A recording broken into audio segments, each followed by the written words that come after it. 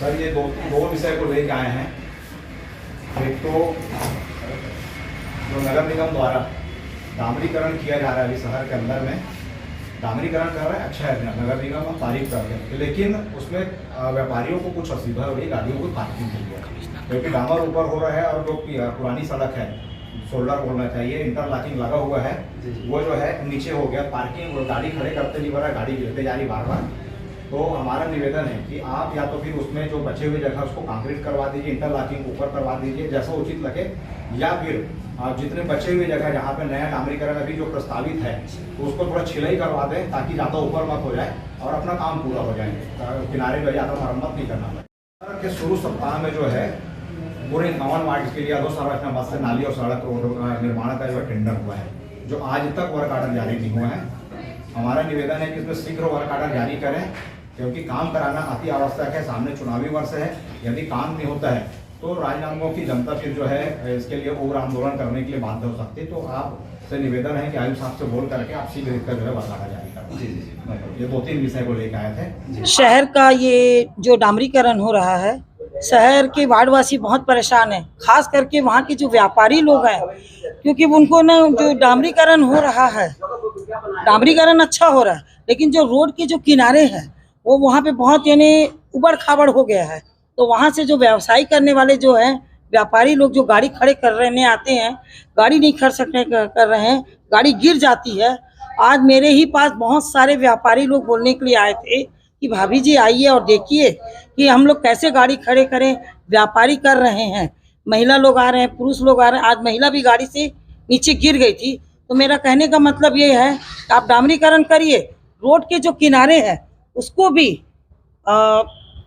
कंक्रीटकरण से ये करा दीजिए, और नहीं तो छिलाई करा के उसको व्यवस्थित करा दीजिए, जिससे व्यापारी क्षेत्र को और हम पार्षदों साथी को परेशानी ना हो। कमिश्नर साहब से मिलने आए थे ज्ञापन देने के लिए भाजपा पार्षद दल के तरफ से।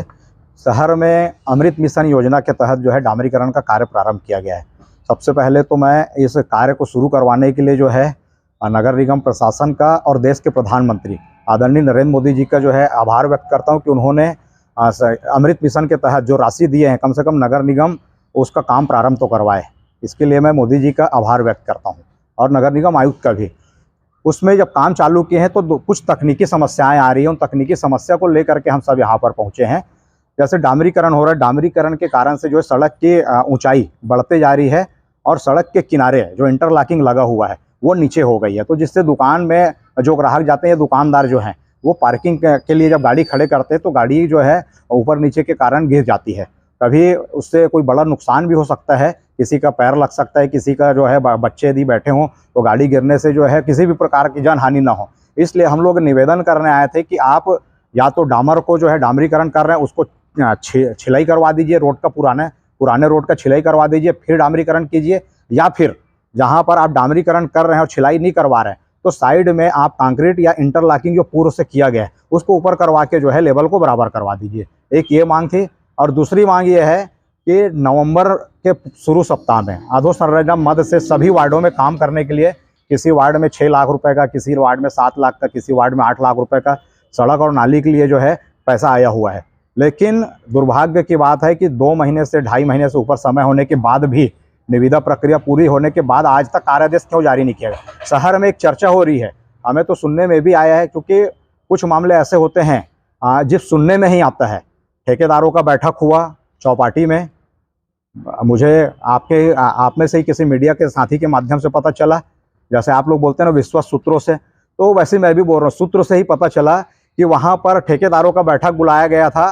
कि कार्यादेश तभी जारी किया जाएगा जब मामला यहाँ पे जो है 10-11 ऐसा कुछ चल रहा है, उसका आप जमा करते हो तब होगा करके। कितना सही है गलत है वो मैं नहीं जानता, जो मैं सुना बतला रहा हूँ। इसी के कारण कार्यादेश नहीं किया जा रहा है। ये क्या अभी जब आज सुबह से सुगबुगाहट हुई